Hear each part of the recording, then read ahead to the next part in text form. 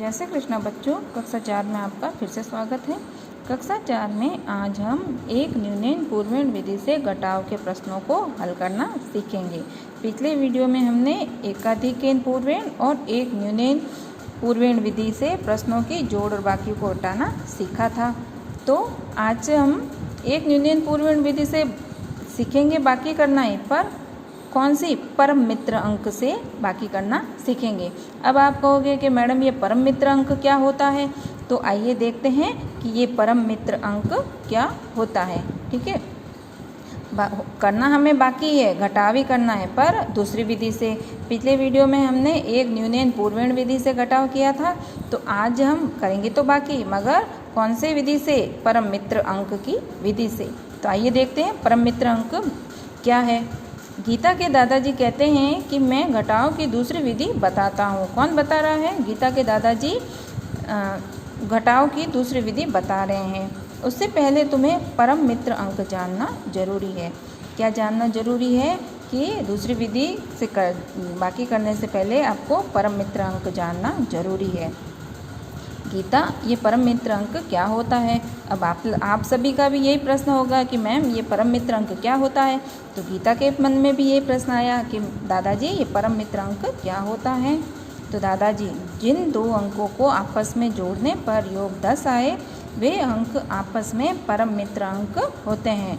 क्या कह रहे हैं दादाजी कि कौन से परम मित्र अंक होते हैं? कि जिन दो अंकों को आपस में जोड़ने पर योग 10 आए वे अंक आपस में परम मित्र अंक होते हैं।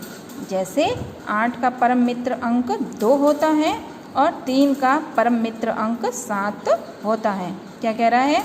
कि 8 का परम मित्र अंक 2 होता है और 3 का परम मित्र अंक 7 होता है।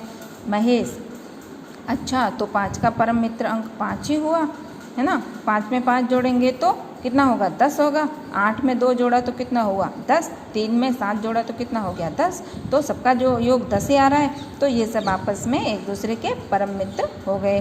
दादाजी बिल्कुल ठीक है। आप नीचे दी गई खाली जगह में परम मित्र अंक लिखे।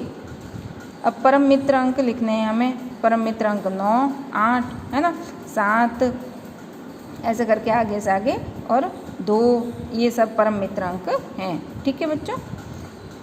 तो दादाजी, गीता चलो अब घटाव का एक सवाल इस विधि से करके देखते हैं। दादाजी क्या कह रहे हैं कि परम मित्र अंक वाली विधि से घटाव का एक सवाल हल करके देखते हैं कि कैसे हल करते हैं। तो हमारे पास में यहाँ संख्या है 83 और 56। 83 में से 56 को हमें क्या करना है? घटाना है। घटाना कैसे? सिंपल विधि से नहीं, परम मित्र अंक वाली विधि से हमें घटाना है। तो इस विधि को कैसे करेंगे हम? देखिए, सबसे पहला पॉइंट है हमारे पास में कि 3 में से 6 नहीं घटता है। 3 छोटी संख्या है, 6 बड़ी संख्या है, तो 3 में से 6 नहीं घटता है। हम पहले क्या करते थे? 8 में से एक उधार लेके 3 को क्या कर देते थे? 13 बना देते थे। क्या करते थे? 13 बनाते थे, और फिर 13 में से 6 घटाते थे, तो पीछे क्या शेष रह गया? 7 शेष रह गया। पर हम इस विधि से नहीं करेंगे, हम करेंगे परम मित्र अंक की विधि से। ठीक है, तो 3 में से 6 नहीं घटता है, अतः 6 का परम मित्र 4 है। क्या है? 6 का परम मित्र 4 है। अब 3 और परम मित्र अंक 4 का जोड़ क्या है? 3 और 6 का परम मित्र अंक क्या है? 4।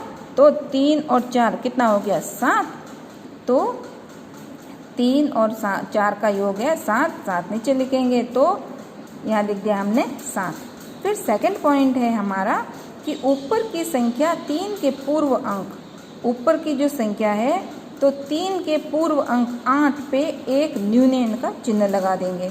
ठीक है, 3 का पूर्व अंक क्या है? 8 है, और 8 पे हमने क्या कर दिया? एक न्यूनन का पूर्वण का चिन्ह लगा दिया। ठीक है, तो 8 के नीचे क्या है? एक न्यूनन का चिन्ह है। एक न्यूनन मतलब एक कम होना संख्या में से। तो 8 में से एक कम हो गया, तो संख्या क्या शेष रह गई? 7। अब 7 में से 5 घटता है, आराम से घटा सकते हैं क्योंकि 7 बड़ी संख्या है और 5 छोटी संख्या है। तो 7 में से 5 घटने पे क्या संख्या शेष रह गई? 2। क्या संख्या शेष रह गई? 2। तो हमने 2 लिख दिया यहाँ पे। तो हमारा शेषफल क्या रह गया? 83 में से हमने 56 घटाया तो हमारा शेषफल रह गया 27। ठीक है, यह शेषफल रह गया 27। आइए एक और प्रश्न हम हल करते हैं।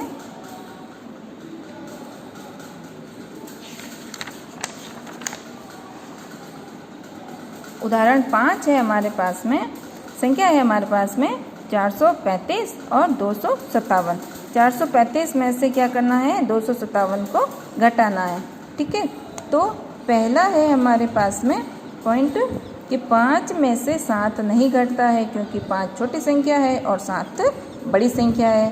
ठीक है, तो 5 में से 7 नहीं घटता है, अतः 7 का परम मित्र क्या है, 3 है। ठीक है, 7 का परम मित्र क्या है, 3। अब 5 और परम मित्र 3, अंक 3 का योग क्या हो जाएगा, 3 + 5 बराबर योग क्या हो गया, 8। योग क्या हो गया बच्चों, 8। तो हमने क्या 8 यहाँ पे नीचे लिख दिया। ठीक है, 5 और 7 का परम मित्र क्या है, 3। तो 7 और 3 5 और 3 8।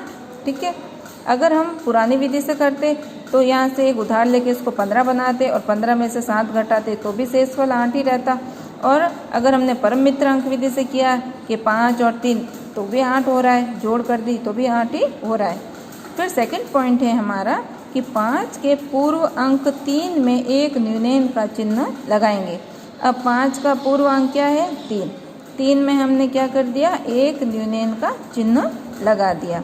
ठीक है, तो एक न्यूनयन का चिन्ह मतलब 3 में से 1 कम हो गया, क्या बच गया यहाँ पे 2। अब 2 में से 5 नहीं घटता है, 2 में से 5 नहीं घटता है, तो 5 का परम मित्र क्या है, 5। तो 2 और 5 कितना होता है, जोड़ करने पे 7 होता है, तो यहाँ हमने 7 लिख दिया है। ठीक है, और अगर हम पुरानी विधि से करते तो यहाँ कितना शेष रह गया था, 2 शेष रह गया था, है ना, यहाँ शेष रह गया था 2।